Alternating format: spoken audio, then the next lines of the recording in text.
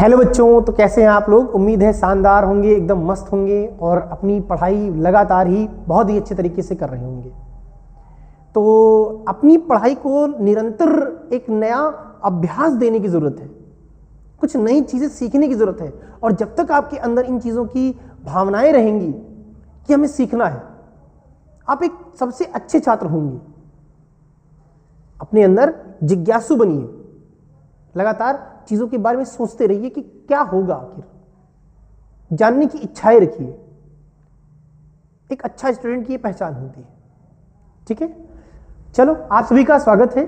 आप जानते हैं हमारे YouTube channel SP coaching institute के इस बेहतरीन चैनल पर, जहां पर अभी तक हम फिजिक्स के कुछ क्लासेस को कंप्लीट कर चुके थे। आज उसी क्लास को थोड़ा और आगे बढ़ाते हुए एक नया टॉपिक हमारा रह गया था, जिसका नाम था वैद्युत द्विध्रुव की निरक्षीय स्थिति। और यही आज निरक्षीय स्थिति करने के बाद इस चैप्टर को हम एकदम कंप्लीट मानेंगे। उसके बाद हम एक नया चैप्टर पढ़ेंगे, जिसमें दो चैप्टर को एक साथ, विभव और गॉस की प्रमेय। ठीक है, आराम से पढ़ेंगे धीरे से, जब तक एक पूरा चैप्टर कंप्लीट नहीं हो जाता तब तक आगे अभी नहीं बढ़ना है। एक चैप्टर कंप्लीट होने के बाद ही तो दूसरे चैप्टर पहुंचेंगे। तो आज हम प्रयास करेंगे कि इस चैप्टर को पूरा का पूरा कंप्लीट करके तब जाएंगे। और प्रयास ही नहीं, यकीन रखिए, आप आज इस चैप्टर को पूरा कंप्लीट कर दिया जाएगा। ठीक है, तो देखिए क्या क्या पढ़ चुके थे, अभी थोड़ा डिस्कस कर लें 1 मिनट के लिए। देखिए, कूलाम का नियम याद हो गया, वैद्युत क्षेत्र की तीव्रता बिंदु आवेश के लिए याद हो गई, आपको द्विध्रुव याद है, P = 2qL याद है। और उसके बाद मैंने आपको पढ़ाया था अक्षीय स्थिति के बारे में। और अक्षीय के बाद कौन सी आती है? निरक्षीय आती है। कौन आती है? निरक्षीय। तो क्या हेडिंग डाली? हेडिंग डालिए अपनी और लिखेंगे,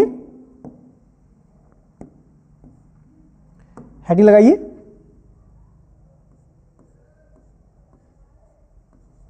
वैद्युत द्विध्रुव की, वैद्युत द्विध्रुव की निरक्षीय स्थिति के कारण, निरक्षीय स्थिति के कारण, स्थिति के कारण वैद्युत क्षेत्र की तीव्रता, वैद्युत क्षेत्र की तीव्रता निकालने जा रहे हैं। ठीक है, तो हेडिंग बनाएंगे, एकदम प्यार से पढ़ेंगे, आराम से, कोई दिक्कत नहीं है। जब तक कंसेप्ट एकदम क्लियर नहीं हो जाता आगे हम नहीं बढ़ेंगे। ठीक है, आपके हर एक पॉइंट को समझाना मेरा फर्ज है और उसको ध्यान से समझना ये आपका फर्ज है। ठीक है, एक अच्छे छात्र की बैठकर आराम से अपने पास में पेन कॉपी जरूर रखा करिए। ठंडियों में ऐसा नहीं कि रजाई के अंदर बैठ के आराम से पढ़ रहे हैं। एक अच्छे छात्र की ये पहचान होती है कि जब कभी वो ऑनलाइन क्लासेस को करता है तो अपने पास कॉपी और पेन, एक रफ जरूर रखता है और जिन चीज़ों को टीचर बताता रहता है, अध्यापक बताता रहता है, उन चीज़ों को नोट करता रहता है। ये एक अच्छे छात्र की पहचान है। आप इस प्रकार पता चलता है कि आप जिज्ञासु हैं, आप उसको ध्यान से एकदम केंद्रित कर रहे हैं। समझ में आया? तो चीज़ों को पॉइंट की वाइज लिखते चलेंगे और जहां ना समझ में आए उस पॉइंट को अपनी रफ पर या अपनी कॉपी पर हल्का सा पेंसिल से सर्कल कर ले और उसी चीज़ को मुझे कमेंट बॉक्स में बता दें। मैं उन चीज़ों को क्लियर कर दूंगा आपका। मैं आपके कमेंट बॉक्स पढ़ता हूं, मैं खुद पढ़ता हूं और मैं देखता हूं कोई ऐसा छात्र तो नहीं कि जिस दिन मैंने बोला हो क्लास में कि अगर कोई डाउट रह गया हो और उस डाउट को क्लियर ना कर पाया हो तो आपने डाउट भी बता दिया करिए अगर कोई डाउट हुआ करे।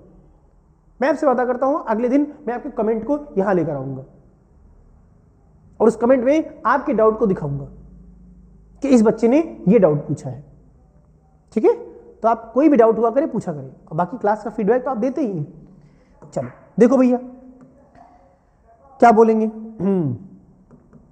फिर से वही कहानी, सबसे पहला काम क्या होगा हमारा बनाने का? द्विध्रुव बनाने का। तो क्या बनाएंगे सबसे पहले? द्विध्रुव। एक आवेश ये रहा और दूसरा आवेश इसी के सामने ये रहा। ठीक। और इन दोनों आवेशों को, अब आवेश क्यों नाम दें इनको, अभी तो बिंदु नाम दे दें, है ना, अभी लिखना भी तो है स्टेटमेंट के बारे में। मान लो ये बिंदु है कैसा, ए, इस पर कैसा आवेश है, प्लस क्यू। ये आवेश कैसा है, सॉरी ये बिंदु कैसा है, बी, इस पर आवेश कैसा है, माइनस क्यू। और इन दोनों को मिलाने वाली रेखा है, ये रही इन दोनों को मिलाने वाली रेखा। और दोनों आवेश अगर द्विध्रुव बनाना होता है तो दोनों आवेश एक दूसरे से, आप जानते हैं कितनी दूरी पर होनी चाहिए, कितनी दूरी पर होनी चाहिए, 2l दूरी पर होनी चाहिए, तभी द्विध्रुव बनता है। और इसके ठीक बीचों बीच में कौन आएगा, बिंदु ओ, क्या बोलेंगे, बिंदु ओ। ए से ओ के बीच की दूरी l होगी, और या ओ से बी के बीच की दूरी l होगी, तभी तो a और b बनाकर 2l बनेगा। ये चीजें सीख चुके थे फर्स्ट डेरिवेशन में, हमने इसी चीज को पढ़ाया था, ठीक है। अब अगर इस सीधी रेखा पे निकाल रहे हैं तो ये अक्ष होगा, और अगर ऊपर या नीचे निकाल रहे हैं तो वो क्या होगा, निरक्ष होगा, ठीक है। बात समझ में आई? चलो इधर देखो, इस बिंदु O से, इस बिंदु O से यहां पे एक पॉइंट P है, कैसा है, पॉइंट P है, ठीक है। इसको बिंदु P नाम दे दें, आप कहीं भी लिख दो कोई दिक्कत नहीं, यहां हम लिख रहे हैं, इस तरह लिख दें, ठीक है। ये कैसा है, पॉइंट P है। अच्छा, ये जो दूरी है वो कितनी है, R है, याद है, बिंदु O से R के R दूरी पर एक बिंदु P है। ये चीजें पीछे वाली डेरिवेशन में हमने की थी, सारी चीजें वहीं यहीं से आएंगी, वहां की चीजें यहीं पर एप्लीकेबल होंगी, ठीक है। चलो अगला पॉइंट आगे देखो। अब अगर हम इन दो आवेशों की, इन दो बिंदुओं के बीच की दूरी निकालें, हमें तो आवेश से चाहिए ना, तो ये रही आवेश से दूरी, यहां से ये दूरी, और यहां से ये दूरी, ठीक है। अब 1 मिनट के लिए जरा टेस्ट चार्ज को लेकर आइए, परीक्षण आवेश को, किसको, परीक्षण आवेश, अर्थात इसे क्या बोलते हैं, टेस्ट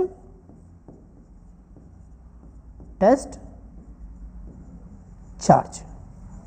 नाम से कुछ बदल रहा है, परीक्षण करने के लिए, टेस्ट के लिए लाया जाएगा।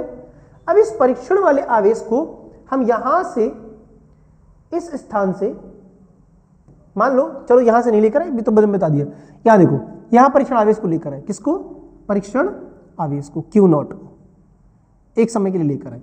अब मेरी बात ध्यान सुन लो, ये वाला प्लस Q आवेश, परीक्षण आवेश कैसा होता है, प्लस Q। थोड़ी देर के लिए P को हटा दो, चलो आओ आप इधर, P को हटा दिया थोड़ी देर के लिए, समझने के लिए कि अगर प्लस Q आवेश देखें, ये वाला प्लस Q आवेश इस परीक्षण आवेश को अपनी तरफ खींचेगा या अपने से दूर भेजेगा। समान जाति के हैं, ये भी प्लस है, परीक्षण आवेश कैसा, प्लस, हालांकि जीरो होता है तो वो ना प्लस में है ना माइनस में, लेकिन ज्यादातर ये प्लस में होता है, तो प्लस और प्लस में तो किधर की तरफ जाएगा, उधर की तरफ। तो इसके कारण यहां पर रिजल्टेंट जो मिलेगा इसका, मतलब इसके कारण प्रतिकर्षण आएगा तो इधर की तरफ आएगा। हाँ या ना, एनी डाउट किसी को भी, नहीं होना चाहिए, ठीक। अच्छा, दूसरी बात चीज देखो, ये वाला जो उत्पन्न हुआ प्लस Q आवेश कारण इधर पे है, तो इधर की तरफ, तो क्या ये E के कारण आया है, किसके कारण, E कॉस थीटा। कहां से आया अभी बताएंगे, ये उससे आता है, वेक्टर फॉर्म से, ठीक है। और दूसरी बार यहां देखिए, अगर इस वाले माइनस क्यू से इस परीक्षण आवेश को देखिए तो ये इधर की तरफ आएगा, हाँ या ना, कोई डाउट? प्लस वाला आवेश इस प्लस वाले टेस्ट चार्ज को इधर की तरफ धक्का देगा, ये माइनस क्यू आवेश इस प्लस क्यू वाले आवेश को इधर खींचेगा, तो ये जो आया है ये ई बी के कारण आया है। किसके कारण? E B cos theta. क्या बोलेंगे? E B cos theta. ये डायरेक्शन बनकर आती है दोनों, इसके कारण ये वाला आवेश इधर जाएगा, इसके कारण ये वाला आवेश इधर आएगा, और दोनों आवेश बराबर हैं लेकिन विपरीत दिशा में है। तो जितना ये बल उधर प्रतिकर्षण का लगाएगा ना, उतना ही ये बल नीचे की तरफ आकर्षण का लगाएगा। इसके कारण हमें परिणामी जो प्राप्त होगा इसका, वो इधर की तरफ, ई फॉर्मेट में। किसमें? ई फॉर्मेट में। कोई डाउट किसी को भी?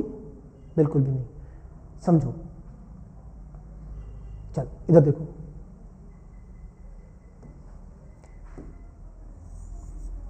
वापस इसको पहुंचा दिया और इसको हटा दिया जाए।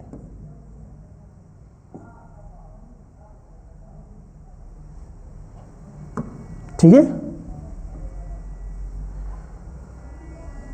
चलो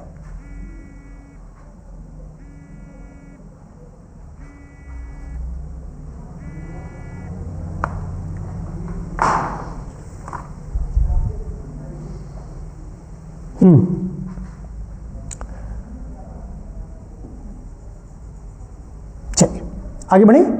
देखिए अब सबसे पहले उत्पत्ति को लिख लेते हैं, स्टेटमेंट को। देखिए स्टेटमेंट क्या बोलेंगे? स्टेटमेंट क्या बोलेंगे? स्टेटमेंट बोलेंगे क्या चीज? कि माना दो आवेश प्लस क्यू और माइनस क्यू है। देखो माना कि, पहले तो द्विध्रुव बनाएंगे, माना कि एक द्विध्रुव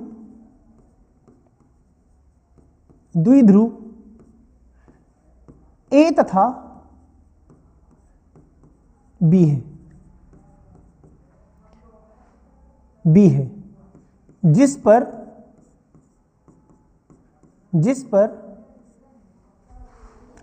क्रमशः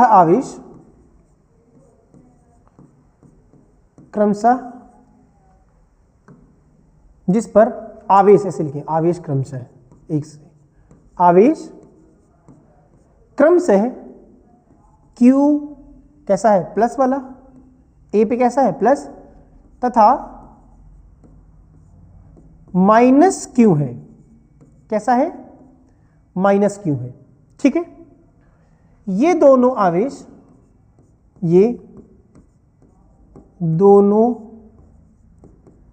आवेश एक दूसरे से एक दूसरे से 2L दूरी पर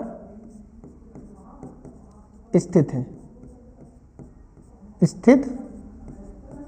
है।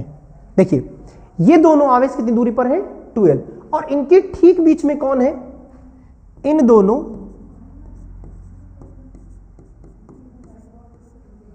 आवेशों के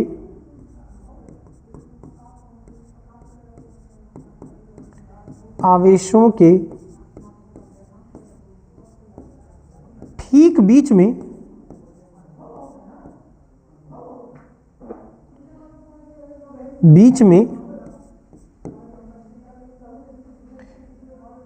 एक बिंदु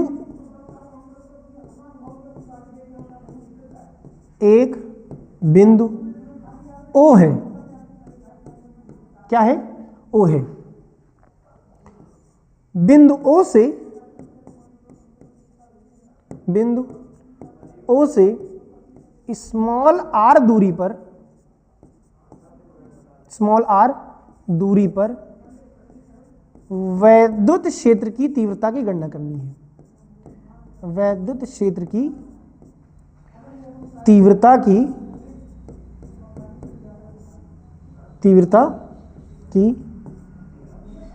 गणना करनी है। गणना करनी है। स्टेटमेंट देख लो एक बार अच्छे से और डायग्राम देखो। देखिए माना कि एक द्विध्रुव ए बी है। देखिए ए और बी ये दोनों आपस में द्विध्रुव बना रहे हैं, ठीक है, जिस पर आवेश क्रमशः ए पर कैसा है +q और बी पर कैसा है -q। ये दोनों आवेश एक दूसरे से कितनी दूरी पर है 2l दूरी पर है। इन दोनों आवेशों के ठीक बीच में बिंदु कौन है O, और O से स्मॉल r, ये देखिए स्मॉल r दूरी पर वैद्युत क्षेत्र की क्या करनी है गणना करनी है। समझ में आ गया। चलो वहां निकालना दूरी आसान था, वहां पर हमने r में से l हटा दे तो r - l हो गया था, याद है पिछली डेरिवेशन में। यहां ट्रायंगल शेप बन रहा है तो यहां निकालना थोड़ा मुश्किल है। यहां पे हम निकालेंगे क्या पाइथागोरस थ्योरम का प्रयोग करेंगे। क्या किसका प्रयोग करेंगे पहले त्रिभुज बना लें। देखो दो त्रिभुज बनाएंगे AOP, दिख गया ना। देखो एक त्रिभुज बनेगा AOP, दूसरा बनेगा BOP। दोनों सर्वांग सम है, समरूप भी हैं। इसकी वजह से जितना ये निकल कर आएगा उतना ही ये निकल कर आएगा, ठीक है। तो त्रिभुज AOP से, ठीक, किसका प्रयोग करेंगे पाइथागोरस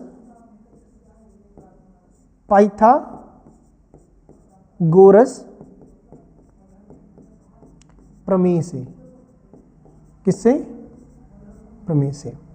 पाइथागोरस थ्योरम कहती है कर्ण का स्क्वायर बराबर लंब का स्क्वायर प्लस आधार का स्क्वायर। देखो अब मैं इधर कुछ चीजें लिख रहा हूं, यहां पे देखो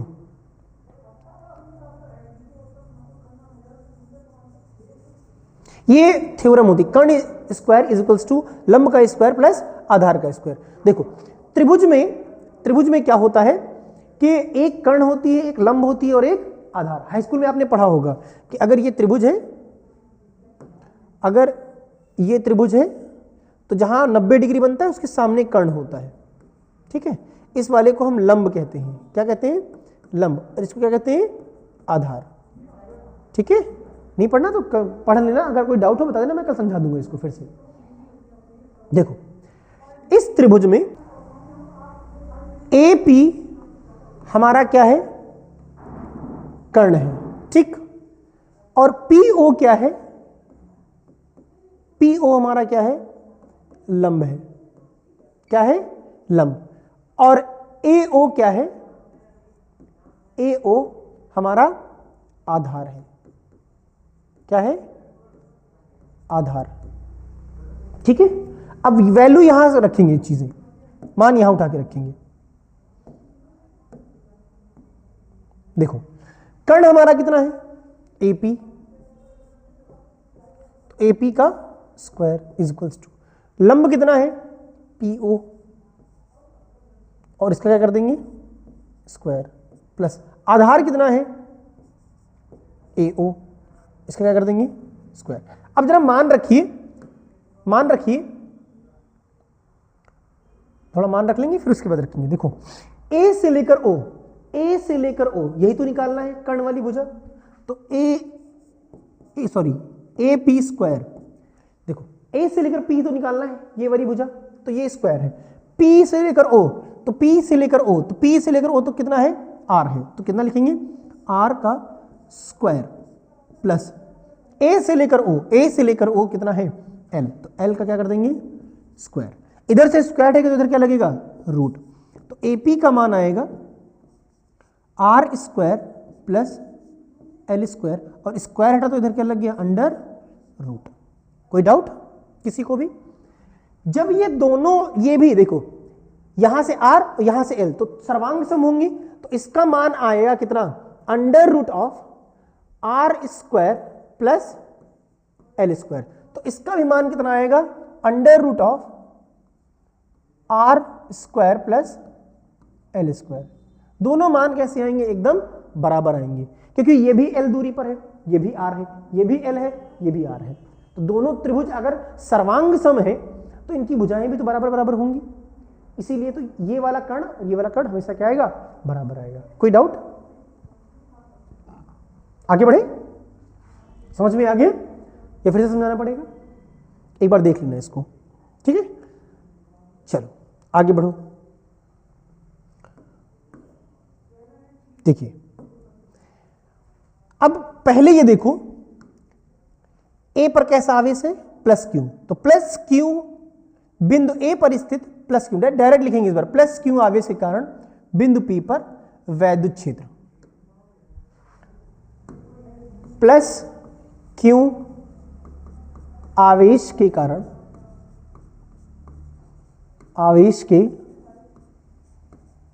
कारण वैद्युत क्षेत्र की तीव्रता, क्या बोलेंगे, वैद्युत क्षेत्र की तीव्रता किसके कारण, ई ए कारण, ई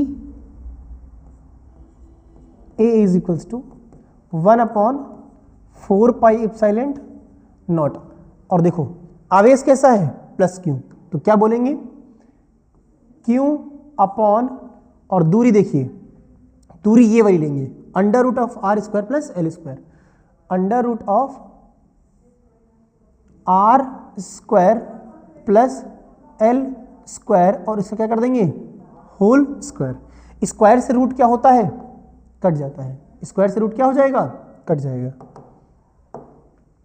स्क्वायर से रूट क्या हो जाएगा, पूरा पूरा कट जाएगा। तो बचेगा क्या, E A is equals to 1/4 pi epsilon not Q upon are square plus L square, हाँ या ना, यही तो बचेगा। ऐसे ही हम निकालेंगे माइनस क्यू आवेश के कारण, किसके कारण, माइनस क्यू आवेश के कारण वैद्युत क्षेत्र की तीव्रता। तो इस बार किसके कारण निकाल रहे हैं, ई बी के कारण, तो E B is equals to 1/4 pi epsilon not minus q upon, दूरी कितनी है, r square plus L square. इधर देखो बी के कारण इस बिंदु पर दूरी तो यह रखेंगे, under root of r square plus L square, और यहां भी करेंगे, सॉरी एक मिनट, यहां पर भी क्या करेंगे, रूट में चीजें चलेंगी ना, तो लिखेंगे ब्रैकेट और under root of r square plus L square, और उसका क्या कर देंगे, होल स्क्वायर। यहां भी स्क्वायर से रूट कैंसल आउट, तो ये बनकर आएगा E B is equals to 1/4 pi epsilon not minus q upon are square plus L square. कोई डाउट? और इसके साथ चलता आएगा कॉस थीटा, या यहां ना लगाइए, आगे लगा लेंगे, कोई दिक्कत नहीं, ठीक है। देखो जब हम इनका वेक्टर फॉर्म करेंगे तो वेक्टर फॉर्म निकल कर आएगा परिणामी तीव्रता, क्या निकल कर आएगी इनकी, परिणामी तीव्रता, ठीक है। जब इस प्रकार परिणामी तीव्रता निकालते हैं तो आपस में चीजें घट जाती हैं, तो ई नेट का मान, ई नेट का मान देखो क्या करेंगे, उसमें से इसको घटाएंगे, तो E A cos theta minus E B cos theta, ये माइनस यहां नहीं, यहां लगा लो बाहर की तरफ, तो E net is equals to minus minus क्या हो जाएगा, plus E A cos theta, और माइनस माइनस क्या हो जाएगा, plus E B cos theta, ठीक है। वैल्यू उठा के रख ले यहाँ पे, तो वैल्यू रखेंगे, वैल्यूज रखेंगे तो कहेंगे ई नेट इज इक्वल्स टू, मान रखिए उधर से उठा के रख ली, तो 1/4 pi epsilon not Q upon are square plus L square, और साथ में क्या आएगा कॉस थीटा प्लस ई भी का मान यहां से रख लेंगे 1/4 pi epsilon not Q upon are square plus L square. Any doubt? ठीक है। अब देखो कुछ चीजें कॉमन मिल रही हैं, एकदम एक जैसी हैं, तो दोनों आपस में जुड़ जाएंगे। कॉस थीटा छूट गया, कोई दिक्कत नहीं, कॉस थीटा छूट गया, तो डायरेक्ट चीजें कॉमन में आ सकती हैं। क्या हम इसको डायरेक्ट ये पूरा जुड़कर ये पूरा जुड़कर एक जैसा है तो बनाएगा 1/4 pi epsilon not Q R square plus L square cos theta, ऐसे दो चीजें बन जाएंगी। ठीक है, तो लिखेंगे E net is equals to 1/4 pi epsilon not Q upon are square plus L square, और बाहर क्या चला जाएगा कॉस थीटा। अब कॉस थीटा के मान रखेंगे, कॉस थीटा का मान रखेंगे कहां से, लाल बटे कक्का से। किससे? लाल बटे कक्का से। देखो कॉस थीटा का मान यहां से निकाल लें, यहां निकाल के मैं दिखा रहा हूं। लाल बटे कक्का पढ़ा है आपने? लाल बटे कक्का, ये वाला कॉस होता है मतलब आधार बटे कर्ण, तो कॉस थीटा का मान होता है आधार बटे कर्ण। तो cos theta is equals to, आधार कितना है, आधार है हमारा L, कितना है L, और कर्ण कितना है ये वाला, तो under root of r square plus L square, r square plus L square, ये मान निकल आया। Cos theta is equals to L upon under root of r square plus L square, यही मान रखेंगे वहां उठा के। तो यहां लिखना चूंकि cos theta is equals to L upon under root of r square plus L square है। ठीक है, अब वैल्यू रखो, तो 1/4 pi epsilon not Q upon are square plus L square, और कॉस थीटा का मान रखेंगे वहां से क्या, L upon under root of r square plus L square. देखो जब कभी भी रूट हटता है तो पावर आधी हो जाती है, तो यहां एक है, आधी होकर हाफ निकलकर बाहर आएगी, तो 1/4 pi epsilon not Q upon are square plus L square into l upon, ये पावर आधी हो जाएगी तो r square plus L square की पावर 1/2। यहां कुछ नहीं है तो क्या है, एक पावर, यहां कितनी है आधी, तो एक और आधी बन जाती है 1.5, और 1.5 का मतलब होता है 3/2। चलो गुणा कर लो, गुणा करने पर घातें आपस में जुड़ती हैं, तो 1/4 pi epsilon not q l upon में इनकी पावर करो r square plus L square, और पावर कितनी हो जाएगी 3/2। आप 1 और 1/2 को जोड़ लेना ऐसे करके, 1 + 1/2 यहां से कर लेना। ठीक है, आगे देखिए और क्या हम कर सकते हैं भाई, 2 का अंदर गुणा करा सकते हैं, 1/4 pi epsilon not 2QL upon में। अच्छा यहां पर भी R बहुत बड़ा है, L क्या है छोटा, तो L की वैल्यू कितनी हो जाएगी, लगभग कितनी रखेंगे 0, तो कोई मतलब ही नहीं है 0 रखने का, पावर पूरी ऐसे जाएगी, तो आर स्क्वायर और इसकी पावर कितनी 3/2, 2 बाहर लेकर जाइए, तो 1/4 पाई एप्सिलॉन नॉट 2QL को क्या लिख सकते हैं, P बराबर 2QL, ये रख सकते हैं। तो यहाँ रखेंगे क्या, P अपॉन में R स्क्वायर बाहर चला जाएगा, तो स्क्वायर जाएगा तो 2 × 3/2, 2 से 2 कट जाएगा। ठीक है, बाकी इधर किए दे रहे हैं, बचा क्या, तो बचा क्या E नेट बराबर 1/4 पाई एप्सिलॉन नॉट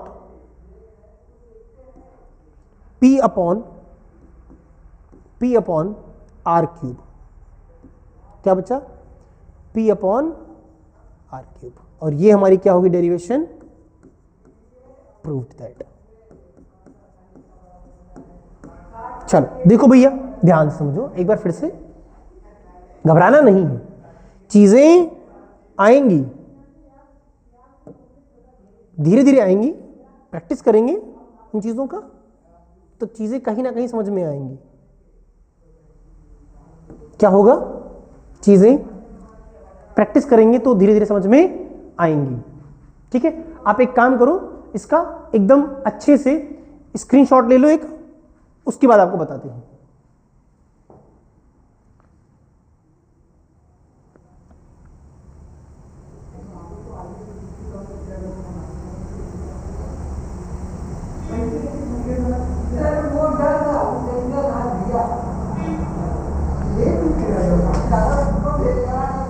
ले लिया? आगे बढ़े? चलिए इसका भी स्क्रीनशॉट ले लीजिए जल्दी से।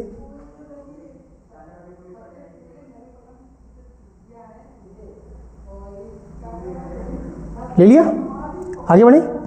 चलो इधर देखो, इसका भी एक स्क्रीनशॉट ले लो आराम से।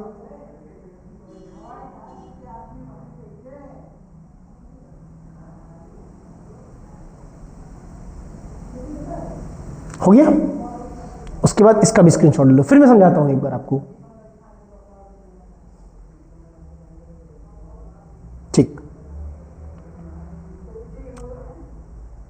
देखिए आपको थोड़ा कंजेक्टेड लग रहा होगा, लेकिन आप इसको अगर स्टेप वाइज समझेंगे एक बार, आपको चीज समझ में आएंगी। आपको उन चीजों से घबराना नहीं है। ठीक है, चीजें प्रैक्टिस करने से आती हैं। आपका जज्बा बहुत है, आप प्रैक्टिस कर सकते हैं, मुझे यकीन है आप पर। ठीक है, तो बात समझो। आपको कहते हैं हवाओं के भरोसे मत उड़, चट्टानें हवाओं का भी रुख मोड़ देती हैं। समझ रहे हैं मेरी बात को? हवाओं के भरोसे मत उड़, चट्टानें हवाओं का भी रुख मोड़ देती हैं, और रख अपने पंखों पर यकीन, हवाओं के सहारे तो पतंगे उड़ा करती हैं। तो ऐसा नहीं है, आपके अंदर जज्बा बहुत है। ठीक है, इधर देखो, दो ध्रुव ध्रुव, ये पूरा स्टेटमेंट समझ में आ गया था। ठीक, ये वाली वैल्यू जो आई है, ये वाली r square plus L square under root of square, ये पाइथागोरस थ्योरम से आई है। ठीक है, किससे आई है? पाइथागोरस थ्योरम से। पाइथागोरस थ्योरम का हमने पाइथागोरस प्रमेय का यहां यूज किया गया है, और चीजें देख लेंगे एक बार।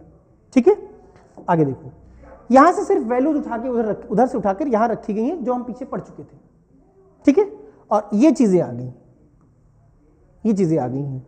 ठीक है, दोनों को आपस में जोड़ दिया तो दोनों एक जैसे हैं, आपस में जुड़ जाएंगे, ये बनाएंगे, और इनका रिवीजन आप अच्छे से कर लीजिएगा, चीजें अपने आप क्लियर हो जाएंगी।